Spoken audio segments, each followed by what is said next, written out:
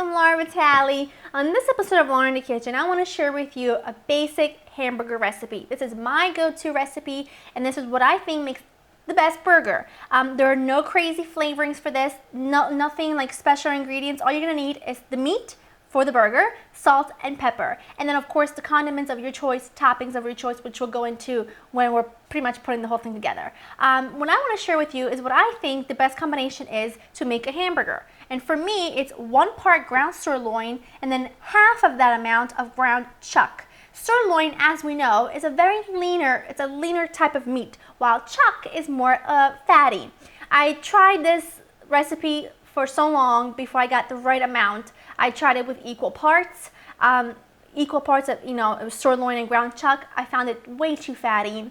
And then I tried it, played around with it a little bit more, different meats. I kept going back to the ground chuck and the ground sirloin. So this is what works for me, and I really think that this is what's going to work for you. And I make a lot of different burgers with a lot of different ingredients, flavorings, change them up. But this, I wanted to show you a basic ingredients. We're going back to basic to make the ultimate beef burger. So in this bowl, you're going to put your meat, and notice I'm using a fork. That's another really important tip, is that you must never work your meat too much, otherwise it'll be very, very tough. And then I'm going to season this with a little ground black pepper and kosher salt. The reason why I use kosher salt is because, number one, it makes a beautiful crust on the outside of your burger. It really does.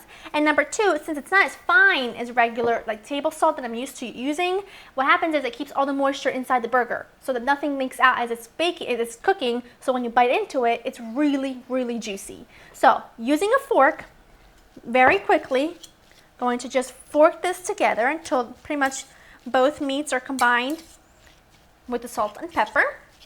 It just takes a couple seconds like that. And then I'm going to switch to my hands.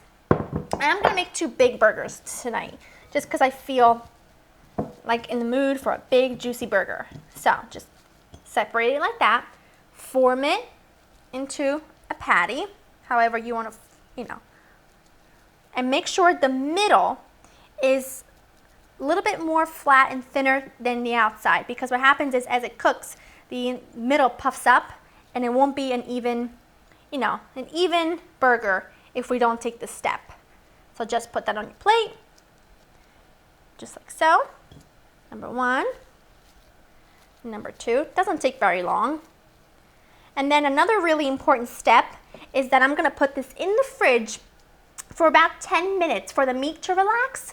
That way, because we've just handled it, if I were to cook it right now, chances of juices escaping are quite high. So if I put them in the fridge, what's gonna happen, it's gonna relax the meat, and then when we grill them, we're going to ensure that they're really nice and juicy. So I'm just going to cover these up and put them in the fridge. I took my burgers out of the fridge. They were in the fridge for about 30 minutes, and I left them out now for about 5 minutes to come to temperature a little bit before we put them on the hot grill that I have preheating here. And now I'm just going to drizzle them with a touch of olive oil so that they don't stick. Just do that on both sides onto the hot grill. And also, this is really important, once you put them on, don't keep flipping them. Flip them when you're just ready. When the bottom is done and the top, you want the top to cook. Now, I like mine about medium, so I'm going to let them cook for about 3 minutes on each side, but it's up to you. Just cook them for as long as you want. If you want them cooked more, cook them longer. If you want to cook them a little less, then cook them less. Now, I grilled my burgers for 4 minutes on each side, and I melted just some good old American cheese on them, or in Italy as we call them, sotiletta. And I'm going to top mine with a little arugula, some red onions, some tomatoes. I'm not a condiment type person when it comes to my burgers. I don't like ketchup with my burgers. No mayo, no mustard. I just love the burger, because to me, it should be all about the burger. And since we use such good ingredients, it's going to be good. Now, one thing that makes me crazy is when you go to a restaurant and you get a burger and it's topped with iceberg lettuce. Makes me crazy. Iceberg lettuce should have no place in your kitchen. It's completely tasteless, and it's all water, and it's just, ugh, why would you want that? So I always have arugula in my house. All I did is I took a couple of Kaiser rolls, cut them in half, and I did grill them just on the one side, and I'm going to top one like that.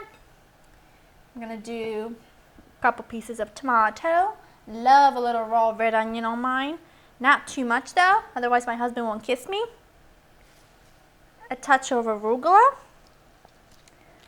Put the lid on, and look at that beaut. Isn't that gorgeous? Let me cut in the middle so you guys can see.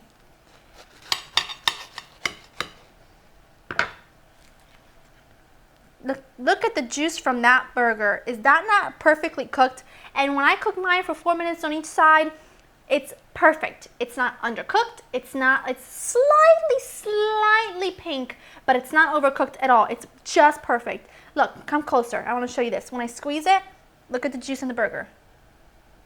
See that? This one, you know you got a good burger.